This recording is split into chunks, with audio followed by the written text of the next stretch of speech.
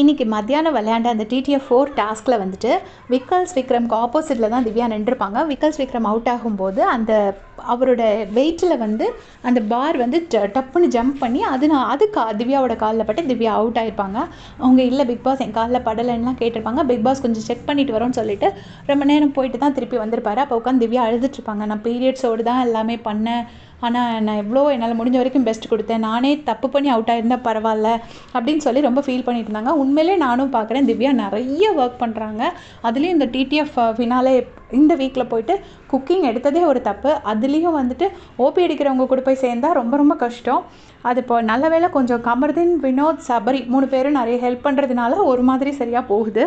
அப்போ வந்து விக்ரம் முதல்ல எப்படி அவுட் ஆச்சு அப்படின்னு கேட்கும்போது இவங்க வந்து எக்ஸ்பிளைன் பண்ணுறாங்க. இல்லை உங்கள் கால் நீங்கள் இது பண்ணிங்களா, அதில் கால் பட்டு என் மேலே பட்டுருச்சு போல இருக்குது அப்படின்னு சொல்லி திவ்யா எக்ஸ்பிளைன் பண்ணுறாங்க. அதுக்கப்புறம் விக்ரம் போயிட்டு பார்வதி கிட்டே சொல்கிறாரு, திவ்யா அழுததில் கண்மை அழிஞ்சிருக்கு, அது எதுவும் தொடச்சி விடணுமா சொல்லணுமா, அப்புறம் நம்ம உடனே அதெல்லாம் ஒன்றும் வேண்டாம் அப்படின்னு சொல்லிட்டு பார்வதி சொல்கிறாங்க. உடனே ஆமாம் நமக்கே எதுக்கு தேவையில்லாமல் நம்ம பாட்டுக்கு இருப்போம் அப்படிங்கிறாங்க. இந்த கொஸ்டினே தேவையில்லாதது, உங்களுக்கும் அவங்களுக்கும் சுத்தமாக ஆகாது, உங்களுக்கு பிடிக்கவும் செய்யாது, அதுக்கப்புறம் எதுக்கு அப்படி சொல்கிறீங்கன்னு எனக்கு தெரியல. முதல்ல இந்த திவ்யாவை கரெக்ட் பண்ணணுங்கிற தாட்டை வந்து விக்ரம் முதல்ல விடணும். அது எப்படியா இருந்துட்டு போகிறாங்க, என்ன இருக்கோ அதோட ரெப்பர்கஷன்ஸ் இல்லை கான்சிக்வன்சஸை வந்து திவ்யா ஃபேஸ் பண்ணிப்பாங்க. திவ்யாவை வந்து திருத்தி அடுத்தவங்களோட ஒப்பீனியன் அக்செப்ட் பண்ண வைக்கணும், கண்மையை சரி பண்ணணுங்கிறதுலாம் விக்ரம்க்கு தேவையில்லாத ஒரு விஷயம். அதுக்கப்புறம் பார்த்திங்கன்னா அவர் போயிட்டு இங்கே போய் அரோரா கிட்டே ஏதோ சொல்கிறாரு. பார்த்து போகிற போக்கில் ஒன்று போட்டு விட்டுட்டு போகிறா, சிரிச்சிங்களான்னு கேட்டுட்டு போகிறான்னு. திவ்யா போய் சிரிச்சிங்களான்னு ஏதோ கேட்டிருப்பாங்க போல இருக்குது. நீங்கள் யாராச்சும் லைவில் பார்த்தீங்கன்னா எனக்கு கமெண்ட்ஸில் சொல்லுங்கள்.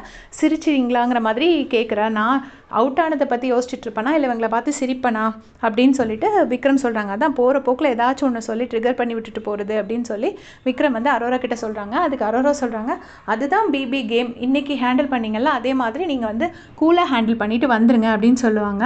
இன்னொரு இடத்துலையுமே விக்கல்ஸ் என்ன சொல்லிட்டு இருப்பாருன்னா, திவ்யா வந்து நான் அவுட் ஆனதை பார்த்துட்டு இருந்திருக்காங்க போல இருக்கு, அதில் அவுட் ஆகிட்டாங்க அப்படின்னு சொல்லியிருப்பாங்க. அதுவும் நான் என்ன கேட்டிங்கன்னா, அவங்க உங்களையெல்லாம் பார்த்துட்ருக்கல, அவங்க ஜஸ்ட் அதை கான்சென்ட்ரேட் பண்ணி தான் வந்து விளையாண்டுட்டு இருந்தாங்க.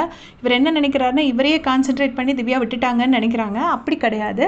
அது வந்து அந்த எல்லாமே அந்த சிஸ்டமோட பிரச்சனை தான். அது ஜம்ப் ஆனதுனால திவ்யா காலில் பட்டுருச்சு. ஸோ இதை பற்றி உங்களுடைய கமெண்ட் சொல்லுங்கள். தேங்க்ஸ் ஃபார் வாட்சிங்.